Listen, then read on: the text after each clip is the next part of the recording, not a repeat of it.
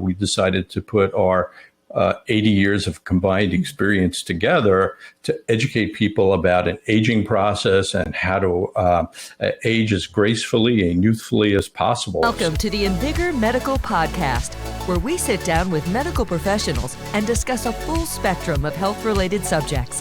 It all starts in 3, 2, 1. Hello and welcome to the Invigor Medical Podcast. I'm Natalie Garland. This morning I'm here with Berkey, my co-host. How are you, Derek? Good. How are you doing this morning? I'm doing good. It's a beautiful sunny morning, not too ridiculously hot here. Not this morning, not yet. In Southeast Washington, we've officially reached the time of blistering heat in the afternoons, but honestly, I'll take it over the cold and snowy weather any day. Just get in the shade, get in the water, and you're all good. Well, this morning we are really excited to be joined by Dr. David and Melissa Bernstein. So excited to have you guys on. Dr. David Bernstein is a highly respected physician in internal medicine and geriatrics, along with his wife, Melissa Bernstein, who is a certified vegan chef and experienced occupational therapist. Together, they've combined their experience to create the Power of 5 formula for graceful aging and vibrant living, which are two things that we love to talk about here at Invigor Medical. So welcome in, you two. Thanks for being with us this morning. Oh, thanks for inviting us. Yes. Okay. So let's start with the question that comes to my mind is, how did you two end up working together like this? Was this a vision that you always had from the moment that you joined forces as a couple, or did you just naturally find that the things where you invested your time and your learning and your interest started to grow just naturally began to bleed together? Thanks for asking. I like the second of your two choices. I mean, we had separate careers. I was internal medicine and Melissa did occupational therapy and a lot of consulting and entrepreneurship and education and online learning and so forth. And as I started to write books, we realized that we had some visions that were similar. And as my career got to a certain point, we decided to put our 80 years of combined experience together to educate people about an aging process and how to age as gracefully and youthfully as possible. So it was kind of a natural fit, and Melissa will have an opportunity, I'm sure, to talk about her love of cooking and the eventual healthy cooking aspect combined with one of the major aspects of my Power of 5 formula. Awesome. I love that. Melissa, for you, what was it like when you started to realize that your passions and your work began to overlap with your husband's, and how fun has that been for you? You know, it's really been fun. Especially since he's, retired, it's been more of a joint effort in doing things together on a daily basis, where initially, as he mentioned, we had our separate careers, and then I started winding down on my career and started working more on his publishing and editing.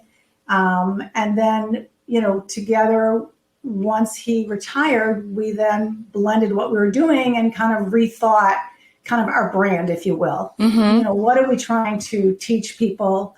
How are we going to do it? What are all of the social media mechanisms that we need to learn to be able to do this? I kind of come from a technology background because I had an online learning education company. Oh, cool. So I had over 150 courses online for physical therapy, occupational therapy, speech language pathology, athletic trainers, and guardians. So I did that for quite a few years, and it was really a learning experience for me as a clinician, learning all about this, new technology of online learning. Actually, I was one of probably in the forefront of online learning in my profession. That's incredible. That was exciting. And so that background kind of helped us to do these things together, bringing different things to the partnership. Yeah. And when I'm thinking about you talking about graceful aging and vibrant living, thinking about the fact that Dr. Bernstein, having a specialty in geriatrics, and then Melissa, to think about being occupational therapist. And I just heard you say a thing about guardian. There must be so many experiences that you've had throughout your practice and your careers that have really informed and shaped how to age well and to age with grace and health. Yeah. One quick funny thing before you answer. So I knew Dr. Bernstein before he knew me because I was an occupational therapist in the building that he was the medical director for many moons ago. So his signature and his orders came across my eyes many times before we actually met. So we were both kind of in, geriatric realm for many years. Oh, that's so fun. Yeah, it was kind of funny. Go ahead, Natalie. Well, to kind of put things into perspective, and I was just asked about it today when I was in the dentist's office, like, when should someone start seeing a geriatrician? I think the question was asked a little differently, and I said, I think this is the question you want to ask, and my answer is, well, wouldn't you want to always see someone who knows how to age the best possible, and what people's good things and bad things that they did to make it to their 80s and 90s and 100s. So that's what I take pride in doing. And in the course of reorganizing my life and everything, I had packed up my office and I found my essay for medical school.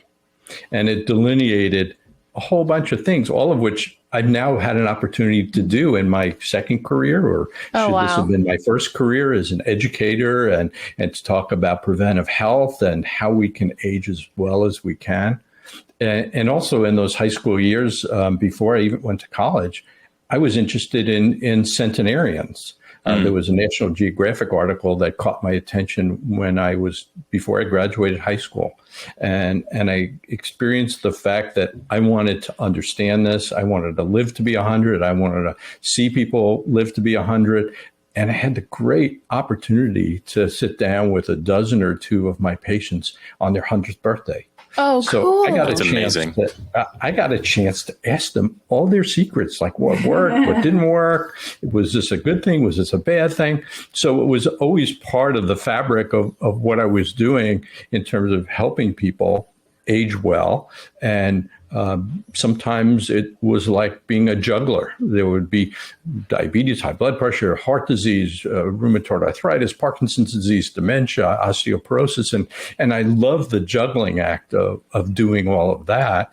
And I love that it was a big challenge. And toward the last 15 years of my career, I started writing my first book. I've got some good news and some bad news. You're old. It was a funny title. It's great. I love it. It explored what people did in their lives to live this happy, healthy, long life. And we could talk about that if there's time. But it set me up so that I'd have a catalog of books as I retired, so that Melissa and I would then have something to educate the public about. And that's kind of where we are now. Well, which came first, I've got good news and bad news, you're old, or the power of 5? Interesting question. I've got some good news and some bad news, you're old, came first. However, if you think about it, the power of 5 is the prequel. Like, right. They're two separate thoughts. In my first book, I've got some good news and some bad news, you're old. I asked and got to understand what the secrets of those people who aged well were. And so that was more a retrospective look at what did you do? What were the secrets to that? And to make things easy for my readers and my audience, I always relegate myself to 5 points. So there are 5 points in aging well, and I use the acronym GRACE so people would remember it. So GRACE stands for goals, roots, attitude, companionship, and environment. And breaking that down, it's people who had a goal or a purpose in life, whether it was throughout their lives or in their retirement or later years. They had something to wake up to every day. And I had some patients who were my favorites, retired Salvation Army officers, and theirs was a vocation of giving people, and helping people and giving to the community. And they had this purpose in their lives, and they continued that purpose in their retirement. And then there's roots. Roots are your DNA. Whether you have good DNA or bad DNA, it's an opportunity to either take advantage of your good DNA, or if you have bad DNA, do something about it. If diabetes, cancer, heart disease run in the family, do some things that you can avoid the consequences of your DNA. A is for attitude. But I've learned in the course of time, attitude is about gratitude. It's about kindness. I even throw in it being adventurous as part of that A, because having some adventurous in life is really important. And then there's companionship, which is a recurring theme for me when I talk to people. But having a companion and having companions around you give you something to wake up to and something to live for and give you some incentive. And E stands for environment. What is your environment? Outside environment and your inside environment, and how you take care of your outside environment and inside environment were the thing. All of those were the things that help people live long, healthy lives. That's so cool. That's incredible. Thinking about the reason I asked that question was like, I kind of imagined you were going to say that, because I thought, well, if you're sitting here talking to all these people who've lived these long, healthy lives, I can imagine how you then begin to glean, especially with your expertise as a medical professional, to be able to like connect these dots and be like, okay, what are the overarching themes we're seeing here? And how can we present this in a way that it makes sense and it's easy? I love the like 5 points thing, because I think that taking care of your health is often so completely overwhelming. Where to even begin to start?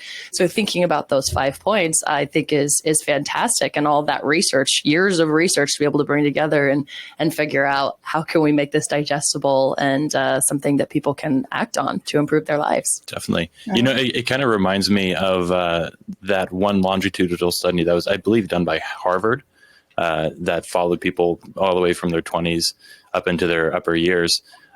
Where essentially they were trying to determine all the different types of factors that led to greatest happiness within life, and then also like longevity. And I think that those points that you just touched on, especially companionship, there's a whole TED talk about this, but this guy was saying that the people that were part of a community that had companionship, they're the ones that ended up being the happiest and ended up living the longest compared to their other people that ended up being in that study. So I think you're definitely touching on some amazing truths there. Sure. And you're right. And I've read about all these things after I started writing and putting it all together. And the point of the discussing it, because we'll discuss the power of 5, are these are things that I observed in people who aged well, that we could all do well for ourselves to work on incorporating them in our lives. And they're much more of the social things as opposed to the medical type eating and exercise stuff. So there are two different things, but it doesn't mean we don't have to work to do that in our lives, because you wake up one day and you say, well, I could have lived longer and better. I'd be happier if I had had a purpose and goals, and I had this positive attitude and gratitude. And so there are things there that people can incorporate. And I think that's an important component of this, Derek. Definitely. And so you're right. And I love that fact about it, that people can really add that and make their lives better. Yeah. So that's an important component to this. I think that it kind of goes into the larger conversation, and we've had this conversation with a couple of guests here on the podcast, of health span versus lifespan.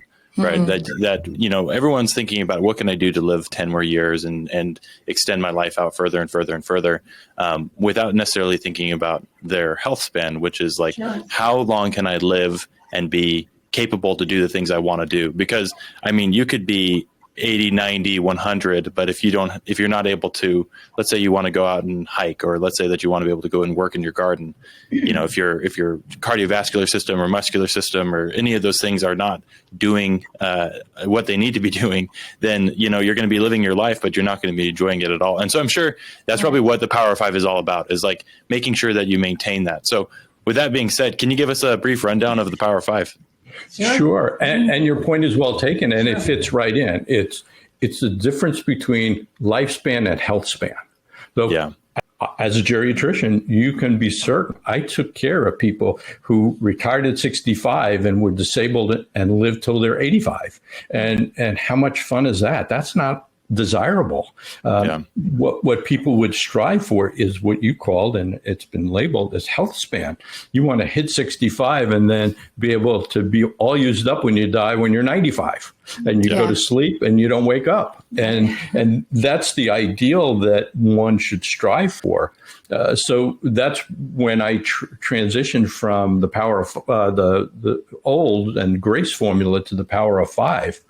And this one also has 5 characteristics. And I made it even easier for people because they all begin with the letter S. Oh, perfect. So let me be fast about it. Avoid sweets, avoid stress, get more sleep, sweat, and sex. And I love that list. That's a good list. Sex sells, and people really love that one. I make sure to include it as part of it, and we'll get to each one, and we'll talk about how sex is really important.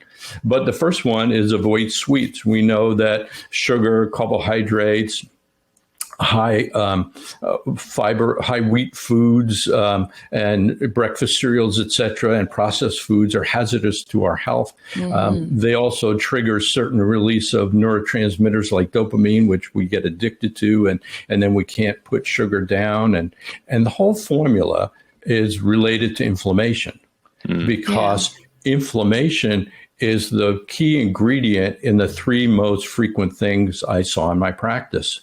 Heart disease, cancer, and neurodegenerative diseases like Alzheimer's disease, other forms of dementia, and Parkinson's. So would you say it also contributes? Would you also say it contributes to metabolic health as well? Because I'm guessing that's a huge one as people get older as well. The whole thing has to do with metabolic health and inflammation. So if you have a metabolic syndrome, it's an inflammatory condition. And those inflammatory conditions cause cancer, heart disease, and neurodegenerative disease. And sugar is a key ingredient in that because it does create this metabolic syndrome, this inflammatory syndrome, and it causes vascular injury. So blood vessels get clogged, they form plaques, the plaques rupture because of inflammation, and that's what leads to heart attacks and some strokes. And the inflammatory process is probably related and involved in Alzheimer's disease and some forms of cancer. So what you eat, and that's where Melissa's concepts will come in and her recipes, but what you eat and how it causes inflammation is such a big deal. And so the second component is stress. And with stress, also an inflammatory event. When we are stressed, our body releases certain hormones like cortisol, which is an inflammatory hormone, and it causes some of the same things, vascular injury, and accumulation of fat in certain parts of our body and liver, especially from the sweets and stress. And so there's 2 things that create this inflammation. A third thing is sleep. We've neglected sleep in our lives, in our generation. Sleep used to be, I pulled an all-nighter, or, as a resident or an intern, it says, I went to the hospital at 8 a.m. and I get home on Tuesday at 5 o'clock at night. Oh, wow, that was really my badge of honor. Exactly. Some kind of badge of honor. How long can I stay up? How fast can I go? How much can I cram in? And then I'm measured by my ability to do that rather than celebrated for taking a night of 8 hours of sleep or catching up after a crazy week or whatever it may be. Definitely. And so many of us are exposed to that, and we think that that's a good thing. And I have news for you. It's a bad thing. Science now knows that lack of sleep creates this inflammatory process. It damages our brain. Our brain needs to sleep and rejuvenate itself and clear waste products at night. And we need to dream and store our memories during sleep. So college kids who don't sleep and pull all-nighters, they don't remember anything that they studied the night before.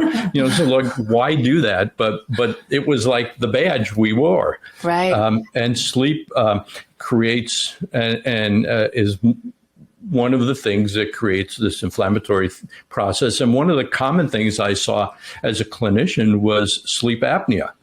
And I had so many patients toward the end of my career, and I got so good at recognizing it. I jokingly said I can diagnose someone's sleep apnea before my seat gets warm.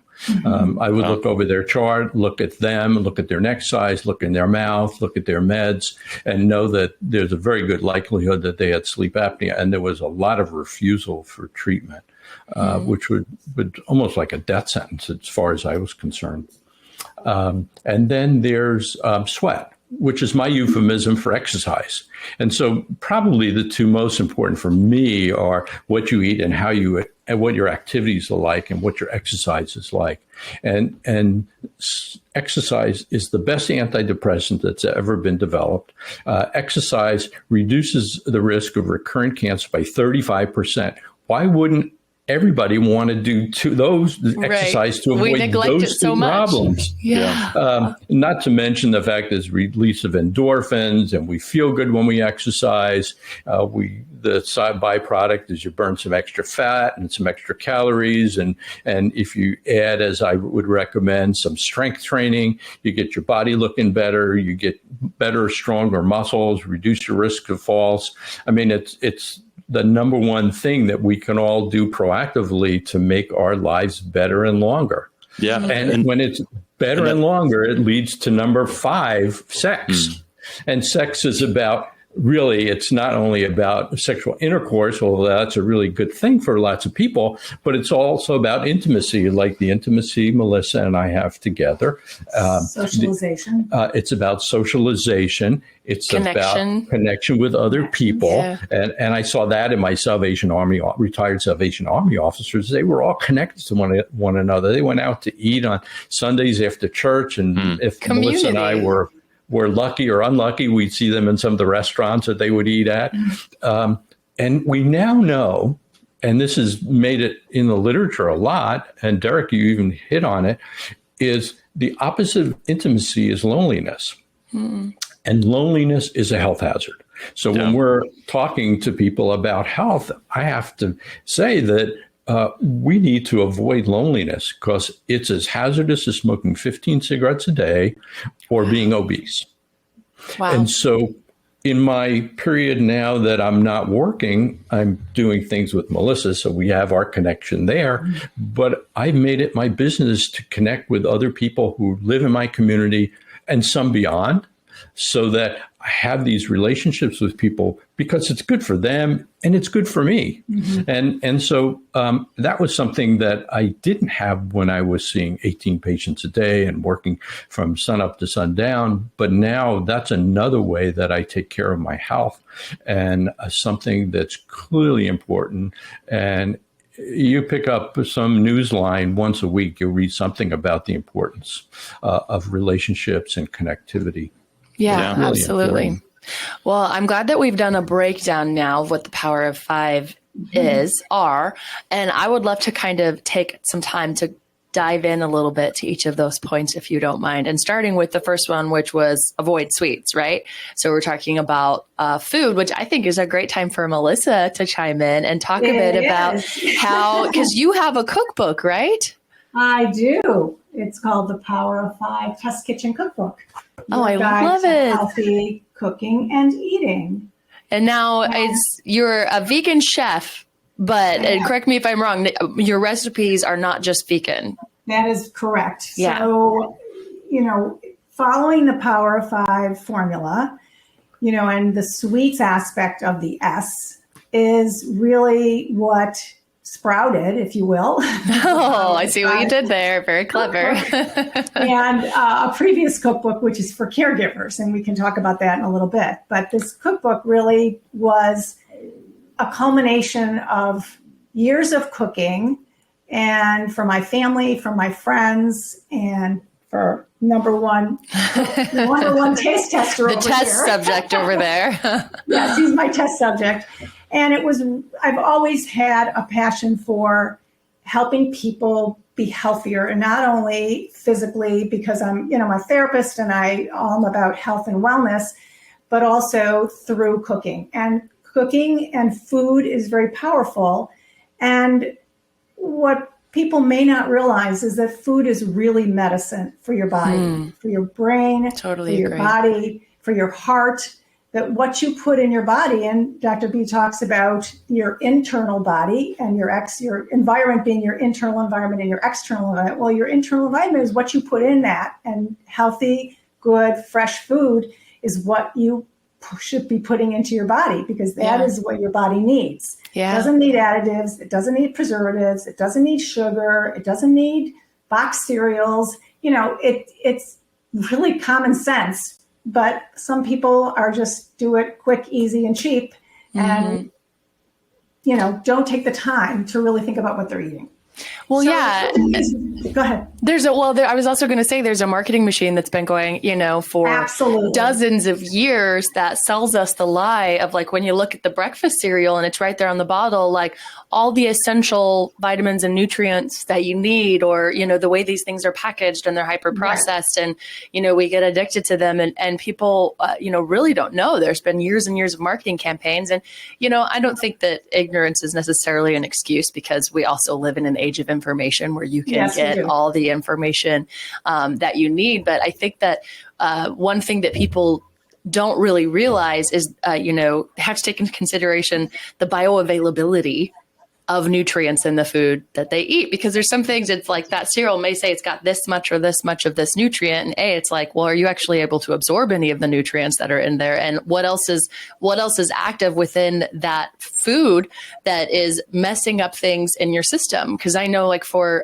myself, even though I've usually eaten pretty healthy over the years, and I know a lot about this, I still managed to get into a severe gut dysbiosis, or imbalance in my gut bacteria, my gut microbiome last year, that had such a slow build, right? That it wasn't like this instant thing that I noticed. It's just over the course of a year, things started happening. And, and one of the biggest effects was my energy. But then the interesting thing that I started to notice was also my mental health.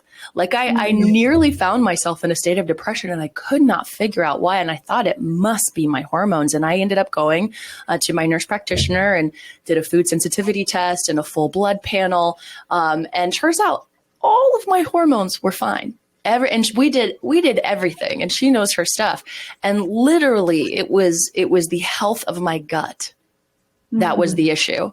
And by, taking some really good, supplements to help get that back in balance, but also primarily taking 6 months to make sure I was eating foods that would heal my gut and rebalance that. Yes. I felt like a new person. Like I didn't realize how bad I'd begun feeling during that time. And so I think that's something that a lot of people miss, because, we may kind of know, oh, well, this is good for my health. Eating healthy food is good for my health. But I think it's missed how much it can impact our overall sense of well-being and how we feel and show up in the world. Yeah. I think, to complement what you said, is that when we expose ourselves to advertisements, we're being exposed to what they want us to know. Right. Exactly. So they tell us that this breakfast cereal, which is loaded with sugar, is good for you. It's not. No. Or Newsflash.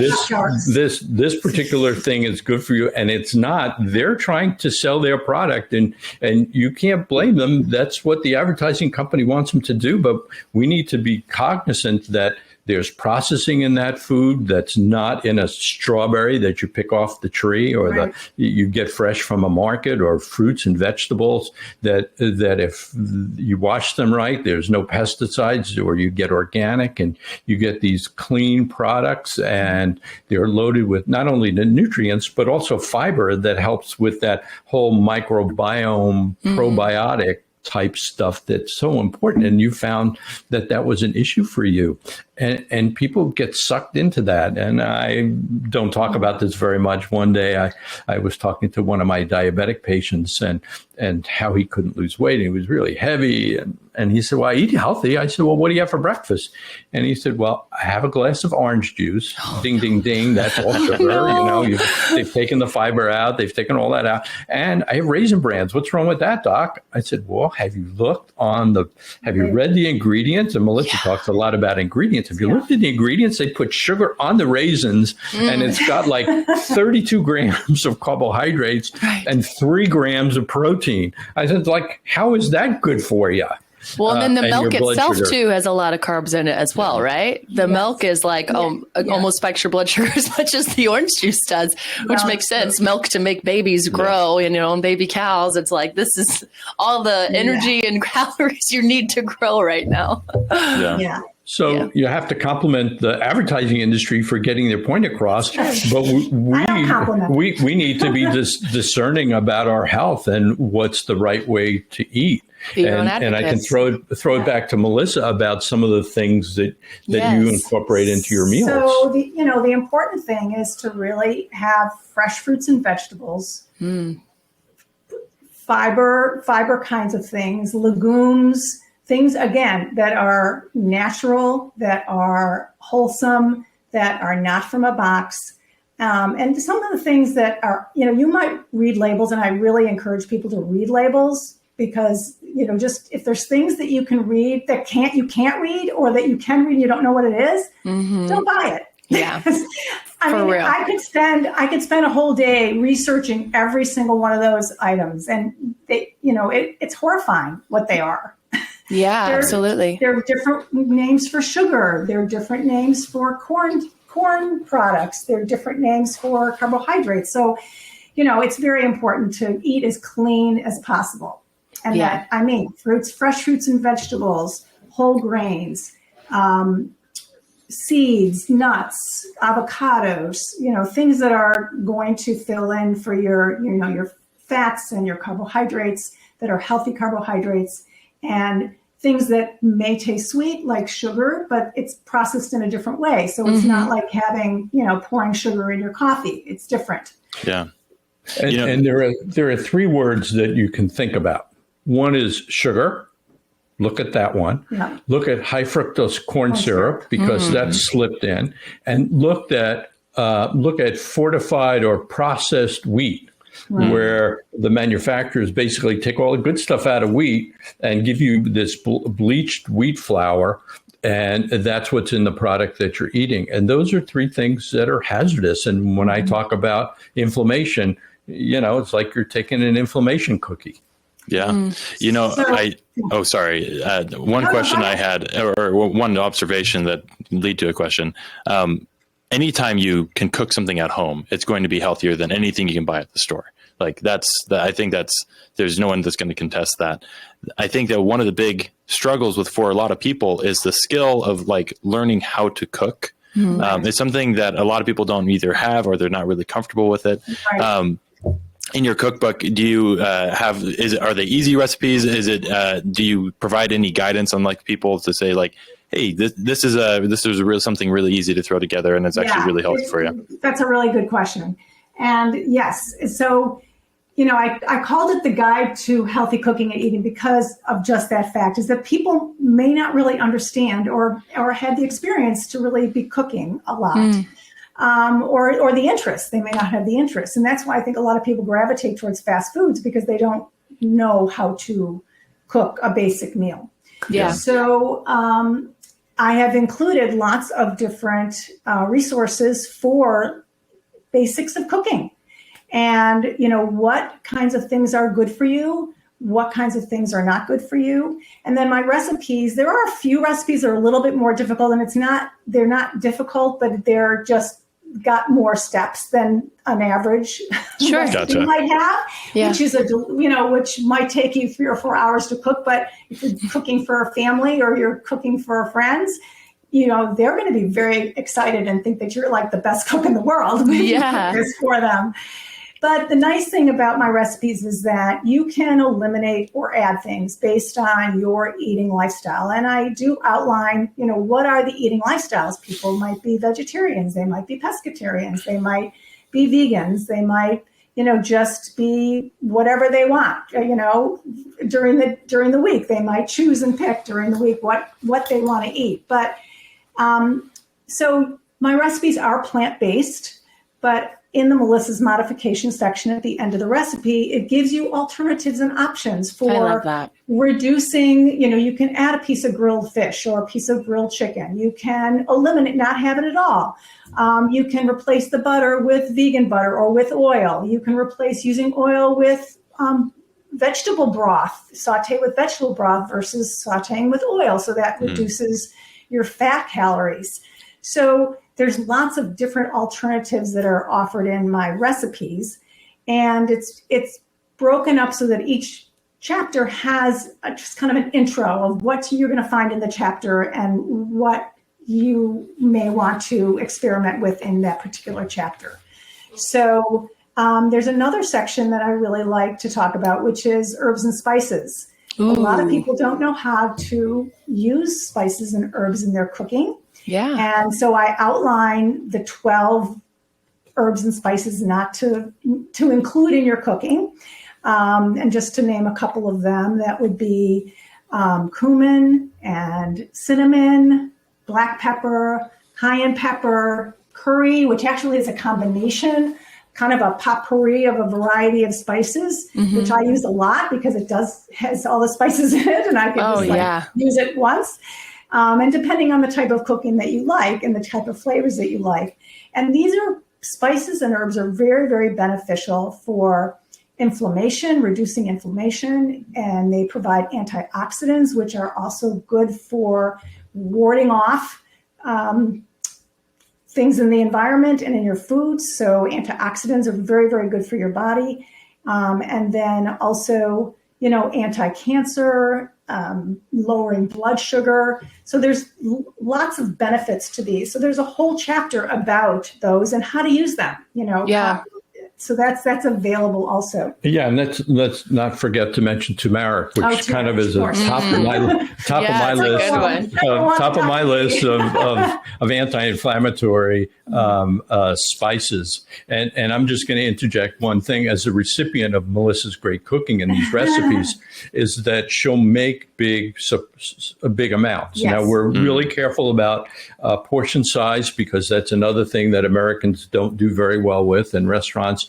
When people eat food away from home, the portion sizes are much larger than they need. Portions are two or three meals worth. So portion sizes are important. But the other thing is that Melissa will make these large dishes and her soups and casseroles really great. It's great for leftovers. And I'm a leftover guy. And if you're a leftover guy, that works really well. If you're cooking for a family, you can say, well, I made this on Monday, but you could take this for lunch on Wednesday. Or in her soups, I'll take some of the remnants of the soup and put them on a bed of lettuce or spinach. I love spinach and spice it up a little differently so that I'm having the legumes that she made on Sunday on Tuesday for my lunch. And I sprinkle a little extra turmeric on it and something else. So the flavor's a little different, but I'm still making use of something that was a healthy meal rather than grabbing something from a grocery store and getting a sub, which has processed wheat in it, processed meats, and things that are not healthy. So there's a yin and yang there. The other point is that, everybody has very, very busy lives. Hands down. Everybody is just all over the place. And the last thing they want to do when they come home from a long day or they're working from home is cook a meal. So I do a lot of bulk cooking on the weekend. Like on a Sunday, I'll make 3 or 4 dishes. I'll divide them up and freeze them. And then I will be able to just pull something out in the morning and be able to make it and defrost it and cook it in the evening. So if you kind of pre-plan your menus, that is also another strategy that I use that's very helpful for those that, may not have the time to cook every single day. Yeah. Well, and I think it's important, and I know we're talking a lot on this point, and we'll move on to the others eventually, but I think this is a really important one, the food, because as you said, food is medicine. I think it's important to remember that 10x effort doesn't always equal 10x results, right? So when people think about like, oh, I want to start eating healthier, so now I've got to go and buy all of my food for the week so that I make every meal at home, and I'm going to do some on Sunday, and I'm going to be ready. And, the truth is that's just incredibly overwhelming. And even if you could achieve that for the first week, the likelihood that you're going to continue that is very low. So wouldn't you agree that it's better to just like pick a night this week that you're going to make dinner? Just do one. And then next week, do one night again. And if you feel it's not so difficult to make, pick something that's simple, making a big fruit salad, or making a big salad with lots of things in it that is simple. And burrito bowl is one of my favorite go-tos, because it's whatever protein I have, whether it's leftover or whether I haven't prepared it yet. And by the way, folks, making your own taco seasoning is not hard, and it's way better, just like Melissa said, with how to use the seasonings. Because a lot of ingredients, a lot of those pre-mixed taco seasoning packets. But having that, and then like you said, the beans, the legumes for my kids, giving them the rice because they love rice. I'm a huge fan of salsa. It's my favorite condiment, and I get it fresh made from one of the local taquerias here. Nice. But that's a burrito bowl. Honestly, my kids are kind of sick of burrito bowls after all these years. They're like, Mom, again, burrito bowls. But it's just one of the simplest. Next time, call it a Buddha bowl and put different things in there. So you can make a Buddha bowl. I love that idea. Yes. So what's in your Buddha bowl? Oh, gosh. What's in my Buddha bowl? So we have quinoa, which has a lot of protein, and I make my quinoa. This is my trick with quinoa. Little tip here. I make it with vegetable broth, so that when it's cooking, it has a really nice flavor. So you don't really need to add a lot of things to that. Yes. So edamame is another protein source that I like to use in my Buddha bowls. Roasted tofu is another one. You could do roasted chicken, cut up pieces of chicken, or even beef if you eat beef. Let's see what else. Radishes, any kind of vegetable that you might enjoy. Carrots and ginger. Yeah. Ginger. You could put artichokes. I mean, there's just you can be really creative with Buddha bowls, and you know what? Your kids could make them with you. They could make their own Buddha bowls. Yes, Put out the little cups and let them make their own. Yeah. I love it. And I just love that you're helping emphasize the fact that it's like, it doesn't have to be all or nothing, and just start somewhere. Pick one thing, go order Melissa's cookbook and just pick one thing from it when you receive it. And then let's just go from there. Yeah, I love that. Definitely. So I know the next S on the list is stress, which in today's day and age, there's so much of that going around, between kind of the 24/7 work culture of which is like, go, have your side hustles, got to do all these different things. Social media portraying a lot of stressful events around the world. What are in your Power of Five, what are the tools that you provide for the reader to manage and mitigate that stress? Well, all the components of the Power of Five weave themselves together. So if you're eating well and exercising, it addresses some of the stress things. But when it comes to stress, sometimes it's putting your big boy or big girl pants on and addressing whatever that stressful thing is face to face. And if it's in a relationship, if it's something at work, that you address those things so that they don't simmer and percolate, and that you would perseverate about them all day long and interrupt your sleep and all your activities. And then there's the things of mindfulness and meditation. Be mindful of your environment. I am so lucky in my life. I can go out in my yard and walk around my plants and put an extra amaryllis bulb in the ground and put some bird feed in my bird feeder nearby. And I get to do that. So being with nature is really good. And being mindful when you're eating and just chewing every bite and being grateful for those things and slowing down. And then there's the meditation component where we can take between 5 and 20 minutes once or twice a day and learn how to do it and learn how to incorporate it. And when Melissa and I do consultation work with corporations, I would encourage them to put a mindfulness room or a meditation room in their workspace so that people can get those 5 or 10 minutes, not only for their health, but they'll be better employees for it.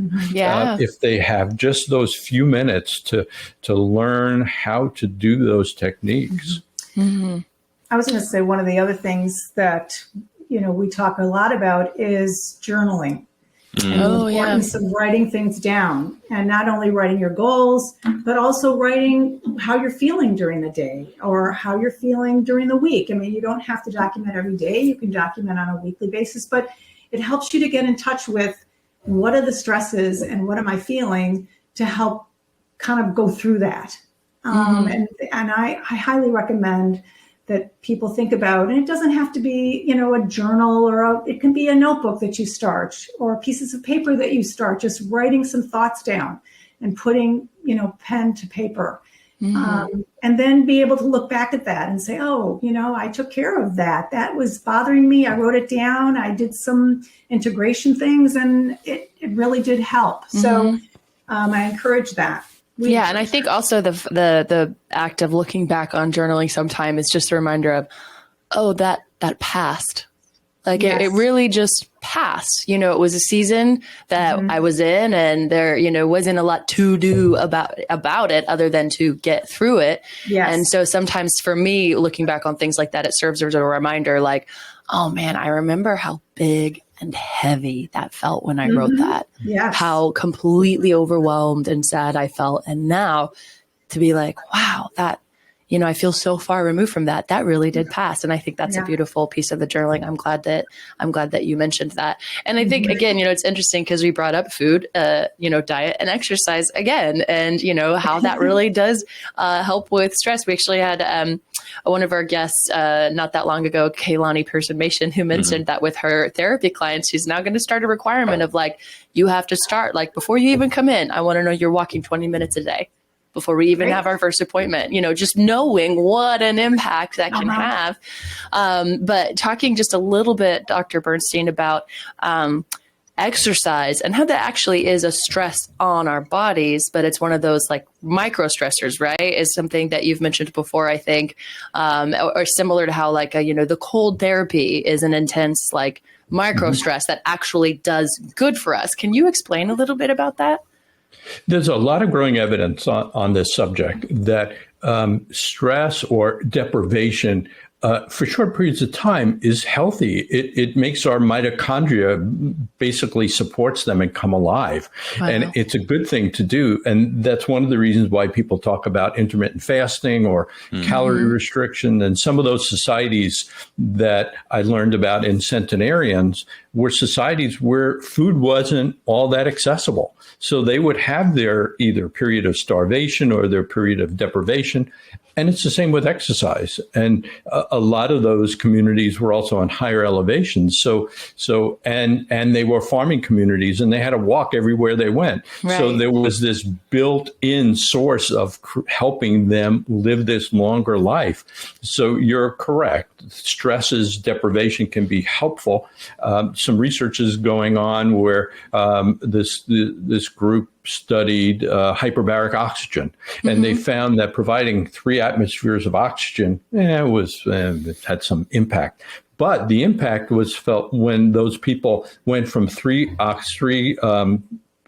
points of oxygen down to 3 atmospheres of oxygen, back down to 1 atmosphere, our normal atmosphere. And that stress, that micro stress that you're talking about, that deprivation was beneficial. So cold plunges do that. Extended exercises do that. I recently wrote a blog about the stress associated with sort of being a fan, like watching the Final Four or a championship. That little piece of exhilaration, while it's a little stressful, still gives us that little bit of micro stress that sometimes can be helpful for us. Right. Yeah.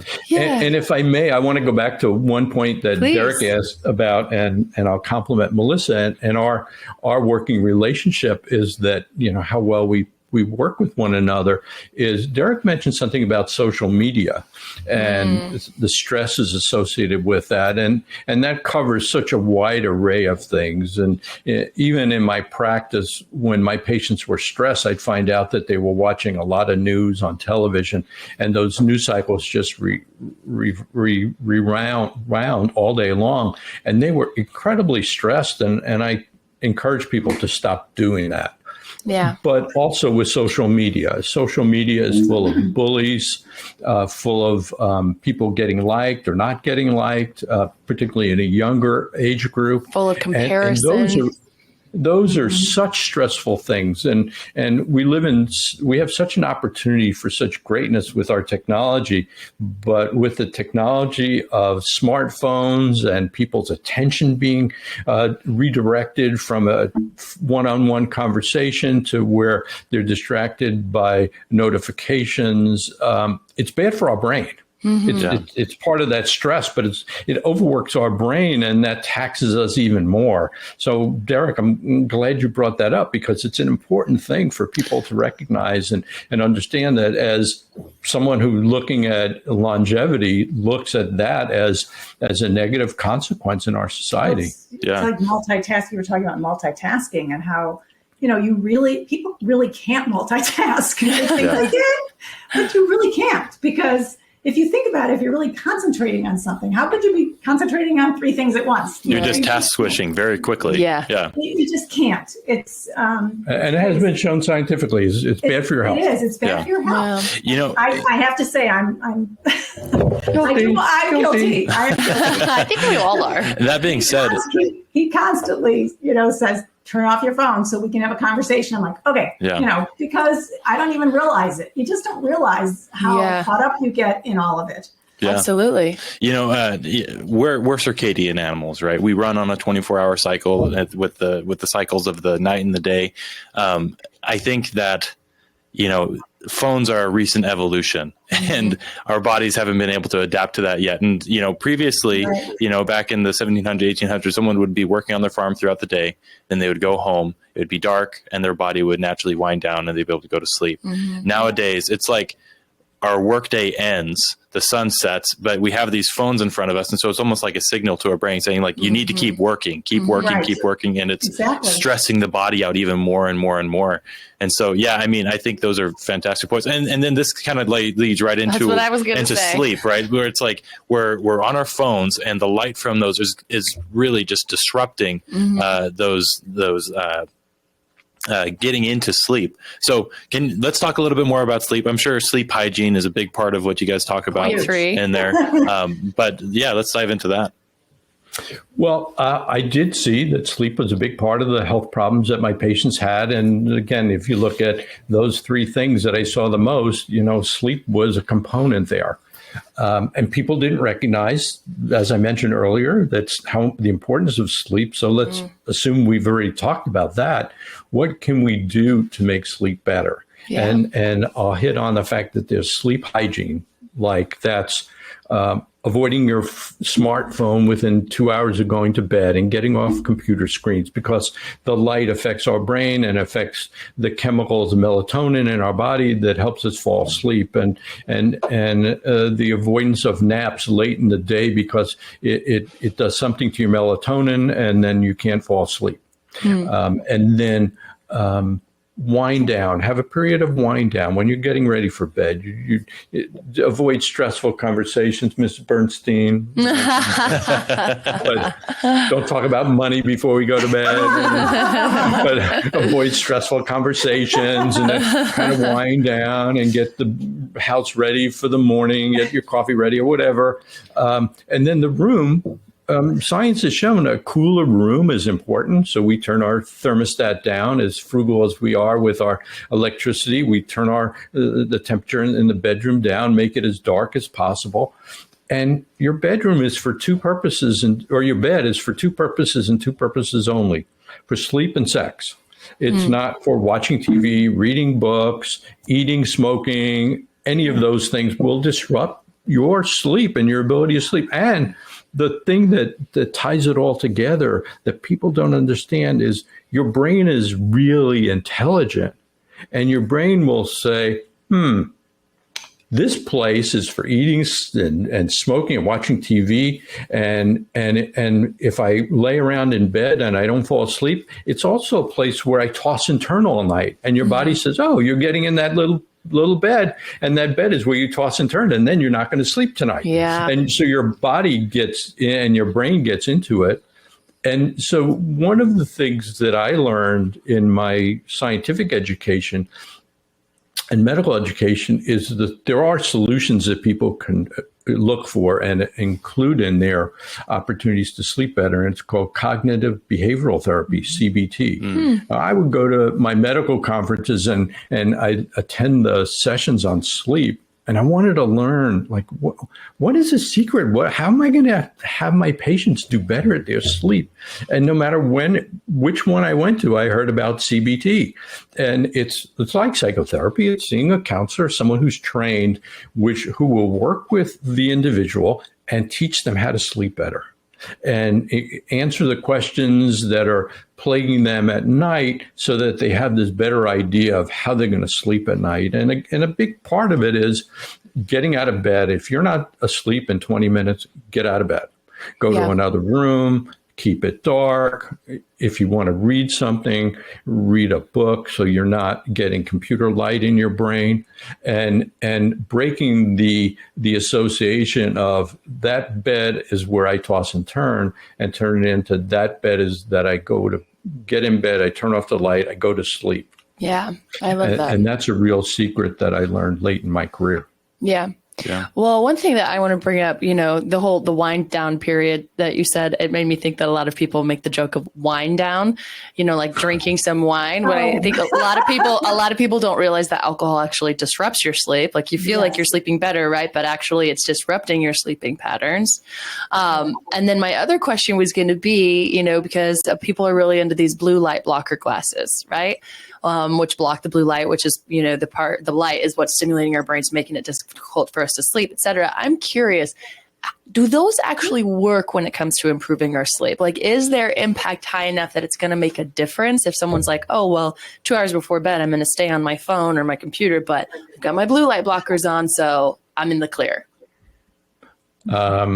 That's like drinking a Diet Coke and eating a donut.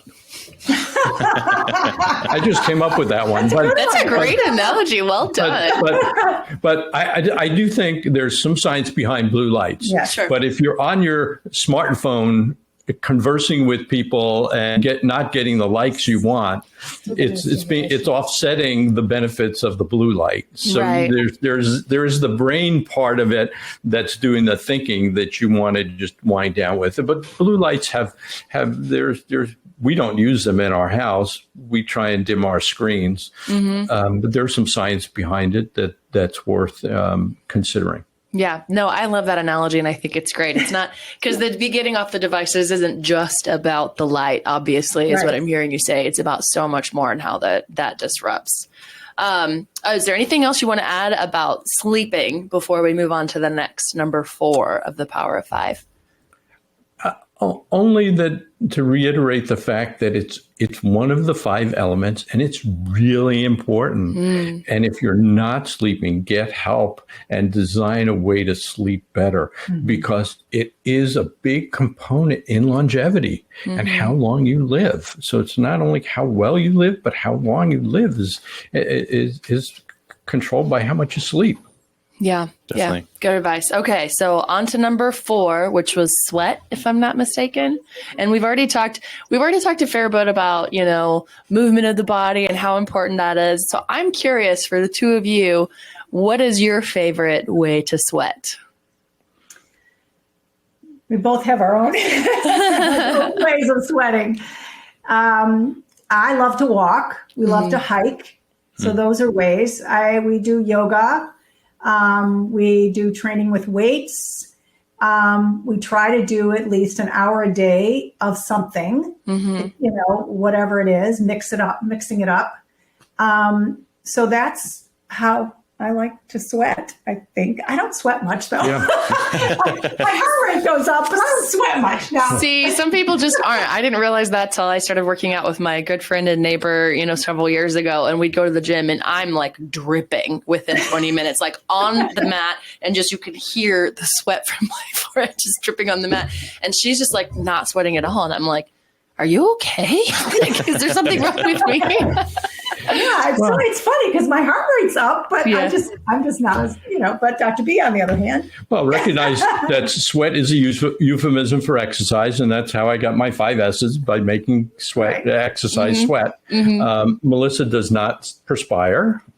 We could be out on a walk together and I'm pretty soaking wet. It's hot in Florida and I love to perspire. One of the important ingredients about sweat exercise is that it's got to be fun, it's got to be accessible, and it's got to be reproducible, that you can do it, and that it doesn't have to always be the same thing. Melissa mentioned several that we enjoy doing. I work out with a trainer and I do it at my pace, and Melissa does hers at a different time at her pace. I enjoy it. The important component is it's an opportunity to build muscle, and muscle is really important in terms of maintaining your fitness and your balance and fall prevention as you get older. So there are these really important components of that. The cardiovascular part of walking and any other exercise. And it has to be fun. It has to be enjoyable, because anybody can go out there and buy a rowing machine, but if they hate it, it's going to be something to hang your clothes on. It's like, find those things. It could be pickleball. It could be tennis. It could be golf. Something that sustains your heart rate and gets your heart rate up a little bit. Some people think the cardio component benefits come with getting your heart rate at 70% of its predicted heart rate. And then there's the amount of time that you want to exercise. So in government recommendations, it's 30 minutes, 5 days a week, which is 150 minutes a week. And that would be like walking 30 minutes, 5 days a week. Or some data says that the peak point or the sweet spot is 450 minutes a week, which would be 90 minutes a day, 5 days a week. And that would be a combination of cardio and something that you get your heart rate up for at least 30 minutes of that period of time. And that's really where the benefits come in. But they start really low. They start with 10 minutes, 3 days a week. Gives you some benefit over a couch potato who doesn't do anything at all. Right. So just starting, Melissa always has an expression of baby steps. And mine is start low, go slow, but gradually increase. And a big component of what Melissa talked about is setting goals and having a goal for how much exercise you want to do, and set targets of maybe it's your weight target or how many calories you're going to burn, and using a smart watch or using some way of measuring what you're doing. Measurements are really important. And there are so many ways of measuring your activity. I want to go back to something I think that Derek mentioned, you mentioned about wind down. Yeah. And there are devices that can calculate how good your sleep is. And when people drink alcohol on an evening, their sleep deteriorates considerably, and their their wake up performance scale would be lower if they consume alcohol before bed. So it's just another opportunity to measure something, and measurement is really important. People go to a doctor, they want to know their blood sugar, their blood pressure, their cholesterol, and the reason is because it's something to know about and shoot for a better goal. And so the same is true for how much you exercise and how much you sleep and how much you eat. Have something to measure with your exercise. And that's another column on your journal, is to be able to monitor and write down your exercise every day. And how you did and how long and what your heart rate was. I mean, if you're really, we don't want people to get obsessed by it, because people can get, overly obsessed about doing anything particular, but it's really important to, in moderation, and to meet some sort of goals for yourself in terms of exercise. Yeah, it sucks to be in that. Oh, sorry, go ahead. No, go ahead. I was just going to, it sucks to be in the situation where you're so obsessed with getting your 10,000 steps that when you forget to turn on your little tracker, and you're like, that 20-minute walk I just did doesn't count. And then you beat yourself up about it. And it doesn't make sense. They obviously don't know how to go to their phone and do that, because I've done that many times. I've felt that way, though, just going to the gym and realize I forgot to put my watch on, which I also like it to check, my time between sets. But I'm like, might as well not work out anymore. I can't even, like, my friend's not going to see I did it because we share our workouts, because it's kind of a boost to be like, oh, Jessica got her workout in, I better go get mine in, you know, kind of thing. But I was like, oh, what's the point? I mean, I know there is, but the other point is that, you know, different kinds of exercise are different for different people. So I used to be a runner. So I used to run and do 10Ks. That was my race of choice.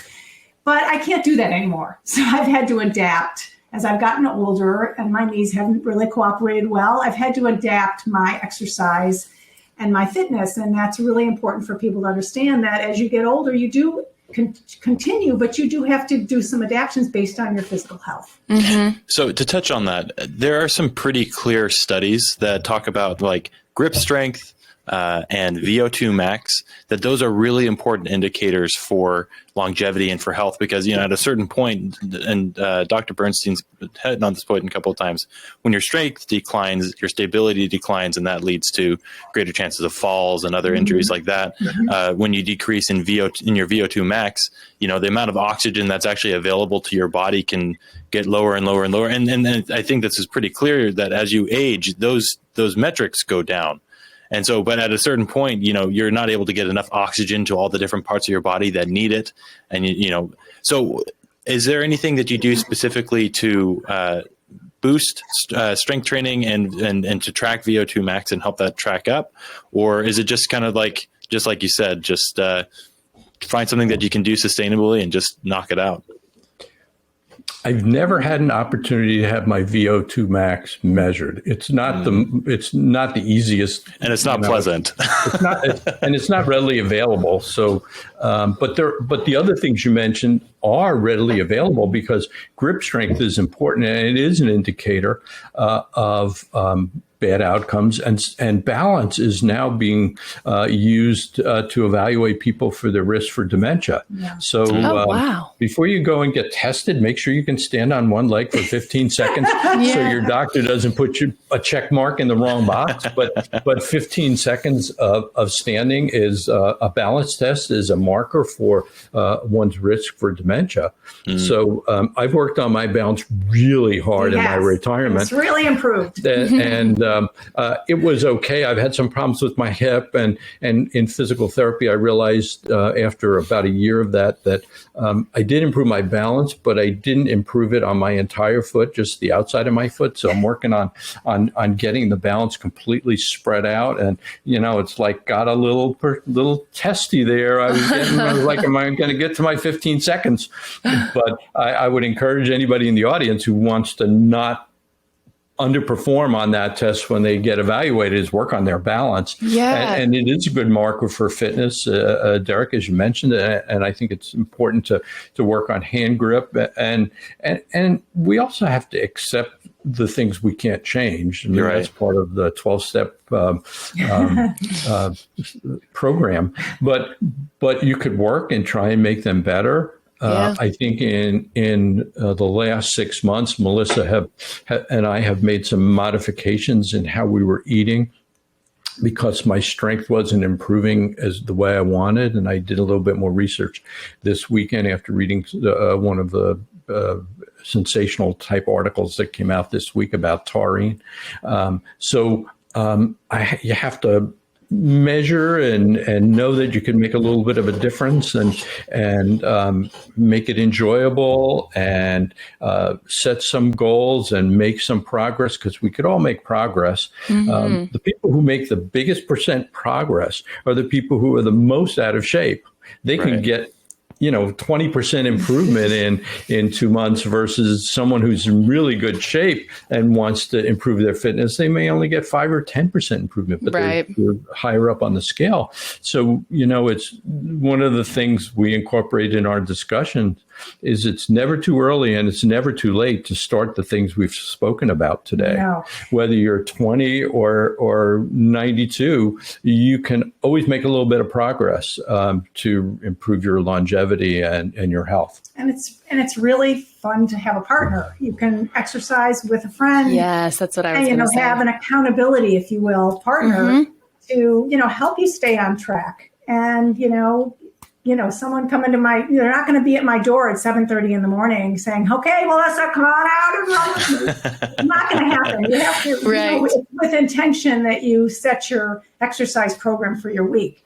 Mm-hmm. And whether that includes people or it includes a trainer or whatever works in your lifestyle is really important to just keep that in the forefront of your mind with, the intention of exercise and eating healthy. Yeah. And sleep.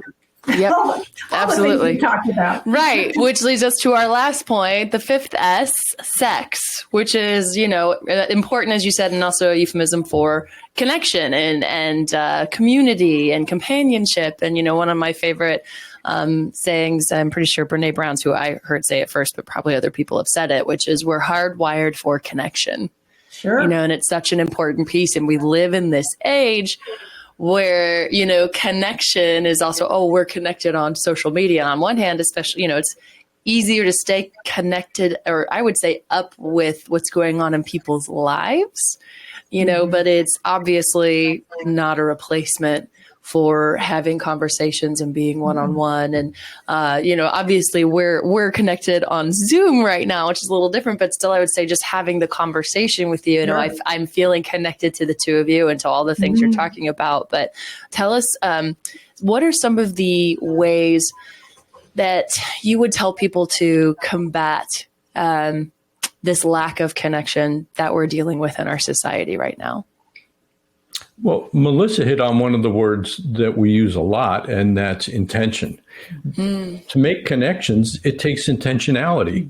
It's the same with any one of the other items in the formula, but I have an intention that I am going to have more friends and more connections, so that if someone comes up to me and says, let's have a cup of coffee, my answer is yes.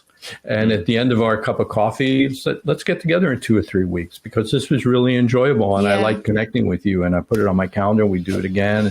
And so I have various different people that I connect with, and I think that's incredibly important. And it requires intention. Nobody has ever turned me down. And my connections have been very varied. I love talking about it. One of our children lives in Minnesota, and it turns out that my college reunion was fairly recently, and a guy named Ted was from our class who put together some of the stuff for us. I couldn't make it there, but I wrote to Ted, who lives in Minneapolis, and now when we go visit our daughter, I have lunch with Ted one day. Oh, I love that. And Ted and I get together out of town because he's now my friend in Minneapolis. And there was a college friend of mine in Denver who I've reconnected with after almost 50 years after graduation. And we'll be visiting him when we drive through Denver. And so it takes an intentionality to set up those connections. And they're good for your health. So it's that component. And it's understanding that it helps someone else's life, but it helps your own. Yeah. It does release these chemicals in our body that makes us feel good. And it is a component that reduces inflammation. And, when you look at the reverse and the impact that loneliness has either on us personally or in our society, that there's some things we can do about it. Yeah. And I've been very fortunate because I've been in a book club with 10 women it was like 12, but a couple of them moved away, but we've, it's like 20 years we've been in the same book club. Oh, wow. Connecting once a month, not only through our reading, but we always have a meal together and, we keep up with each other. And the other thing I do for myself is every week is I play Mahjong with a group of people. Oh, fun. And that's, not only is it the connection again with the people, but it's also stimulating my brain to play Mahjong, which is, I don't know if you've ever played Mahjong, but, it can be, you have to use your brain to play Mahjong. A little complicated. Things to remember. Yeah. Not as complicated as bridge, but it's fun. It's fun. And we have a lot of fun doing that. So I've been very fortunate. I have a lot of girlfriends and a lot of girlfriend groups. And that, and we have a lot of joint friends, couple friends. But I think since the pandemic, people are we haven't connected with as many of our couple friends, interestingly enough, that we used to. I mean, we used to have this very, very busy, active schedule. But I think the pandemic, I think it changed people's perception about connections. It's interesting. And, and it was long enough to kind of break some of the habits of typical connecting that we would do, right? Having dinner out or having dinner club or like you said, being intentional. Brunch club, with intention, exactly. Yeah. And one of the things we did recently is we went to a college event locally and met alumni, and I met a woman there who recently moved to the area, and it gave me a chance to rehash some of my other thoughts about the subject, and that she didn't know as many people. So it's joining a club, working in a civic organization. So she's working to do something in her city, in her community.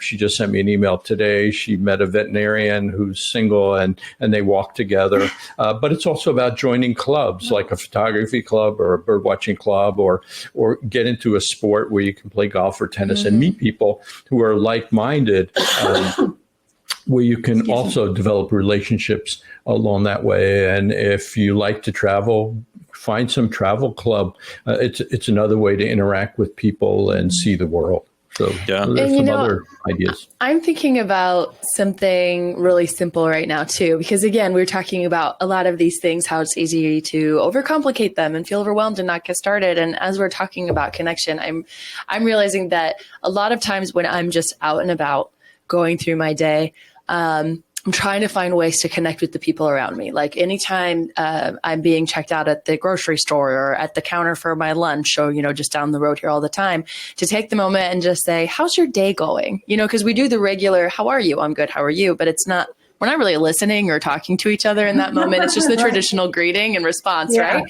But if after that, if I pause and I say, how's your day going? Sometimes they're just like, oh, it's good. How's yours? But sometimes they'll it's kind of like, oh, you see me. And then they'll start talking and saying about, and then I'll start talking. And then maybe they shared something about that's happened in their day, and I share something about mine. And then, and then we just have this brief, 30 seconds of connection. But I just feel like we're so starved for it. And the society that we live in, I think that's just such a simple, easy way that we can foster more connection. And I'm a big believer in the energy that we put out into the world.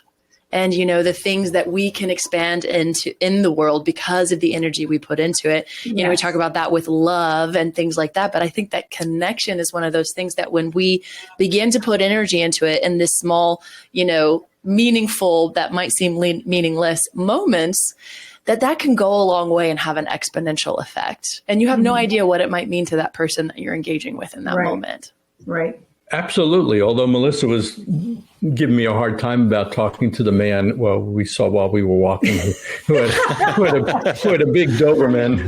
And I actually talked to the guy, and we had a really nice chat about his mixed breed Doberman Great Dane, which is a huge, scary dog. And he was but he was as gentle as can be. And we had this chat, and it could have been we just walked past him. I wasn't annoyed. I was more surprised because normally on our walk, he walks, and he's on a mission. Total mission. Two people on our walk, and I'm thinking who is this person? It's really nice. It was really nice that he's trying to meet people in the neighborhood since he's around a lot, and it was great. But it was, I'm not fond of huge dogs. So I'm a big fan of Great Danes. But I love Great. They're so gentle. You were that 100 yards away. That wasn't a sign. But making friends with your neighbors, saying hello when people are walking by. I mean, I have a ton of walkers in my neighborhood. And I remember when we first moved into the neighborhood over 7 years ago, my daughter's, she was 3.5 at the time. And we moved in the winter. And so by the time spring started happening and people would come outside, I was clearly, we moved from Indiana to Washington. I didn't know anyone. And I would just see people walking. And I'm like, hello, I'm new to the neighborhood, and introduce myself. And I know a lot of people have those, that personality, but it just cracks me up because my daughter, within a few weeks, we'd just be playing outside, and she'd be like, Mom, somebody just came out the door. Let's go say hi. And she just,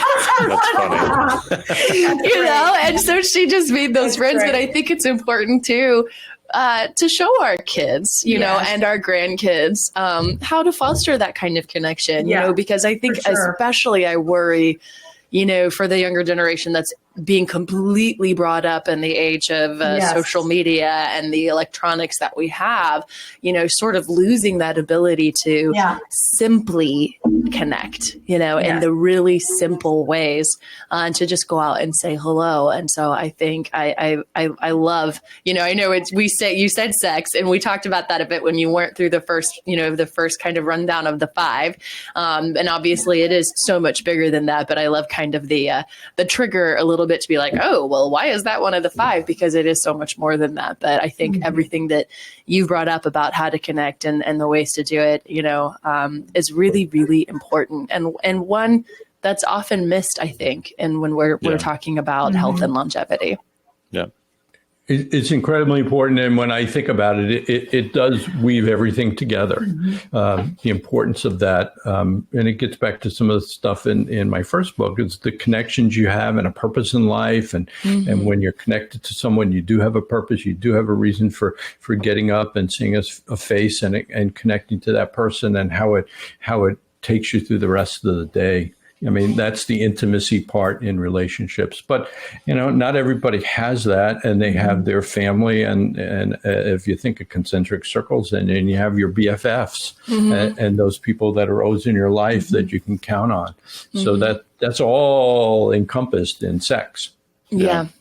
Now, that being said, if we really dive specifically into sex and sexual health, as you age, that there's a lot of things that can complicate sexual health, for men, a big thing. And this is a big time contribution with the conditions that you were talking about earlier, with metabolic health, cardiovascular health, all those things can all contribute for men ED.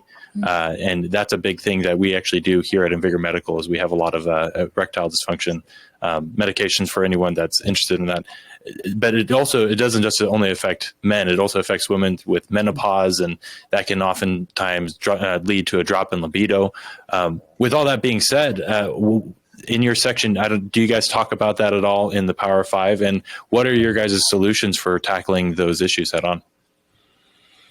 Good question. I don't talk about it as much. What I might say is what you eat, how you exercise, how you keep your cardiovascular system as healthy as possible will enable a longer time of being sexually arousable and being able to maintain erections and have satisfying experiences. That includes both men and women. So eating right, exercising, those things, having a close, intimate relationship with someone that's a healthy, intimate relationship in terms of personality, and how that it goes a long way for that as well. And I know I'm not answering your question exactly, Derek, but it's making sure expectations match in that coupleship or in that relationship, so that it's not all about, and I say this about sex, it's not always about vaginal penetration. It's about the intimacy in the relationship. And that's what I learned from my older patients. They'd say, well, I'm not able to do that, but we cuddle a lot and we spend a lot of time together, and we have a lot of intimacy in just how we touch each other during the course of the day. And that's pretty satisfying. In terms of female health, I think that's an issue that has gotten swept under the carpet a little bit. Definitely. I think in my career, the use of hormones has been, yay, great idea. Oh, horrible idea. Oh, well, we think it's a good idea. And it's a very interesting fact that I read recently, that it takes 17 years after evidence is developed for it to be incorporated into medical care. Wow. Yeah. So imagine me in my life, if that really pertained. It was like, when I started in practice, estrogen was good. Then estrogen wasn't good. And it took a while for me to catch up that estrogen wasn't good. By the time I decided, well, estrogen isn't good. The pendulum was swinging back. And I said, estrogen's still good. And hormone replacement is still good. And there was a woman's heart study that was done, and the results were kind of dubious. Were skewed, yeah. And I never got off the bandwagon of thinking that there's benefit of estrogen and hormone replacement therapy for heart disease and dementia. And vaginal health for women, well, women are the only ones with vaginas. So. But vaginal health is really important. And as I had in my practice, like, we need to do something about that because it's troublesome in your relationship. And here are some things that you can do. And I'm joking, but by the way, your husband was here last week and I gave him a blue pill. So you better get yourself in shape. Something's going to be happening and you need to be on the same page. Or I'm sure I talked to the man and said, if you want this, are you talking to your wife? Because she needs to, or your partner, she needs to be attuned to what's happening here. Yeah. That being said, there are some really good treatments. One of the ones that we offer here is something called PT141. I don't know if it's Vyleesi, I think is the name brand. It's actually FDA approved for hyposexual activity disorder, and it's specifically for postmenopausal women. So it's an amazing option, and we've gotten really good reviews from our patients on it. So if your husband does have the blue pill, you have the red pill. We have a good solution here. Yeah, that's very interesting. I'd like to learn more about that. But one of the things I wanted to say was that from a woman's perspective, the communication about and the internal knowledge about what's happening in your body is really important. And being able to communicate that with your partner and your OBGYN or whomever your physician of choice is regarding your care. Vaginal health is really important. And there's a whole sect of physical therapists that are specialized in pelvic floor issues. And I have a friend right now who has just been treated by a specialist, a doctor of physical therapy, who is a specialist in pelvic floor issues.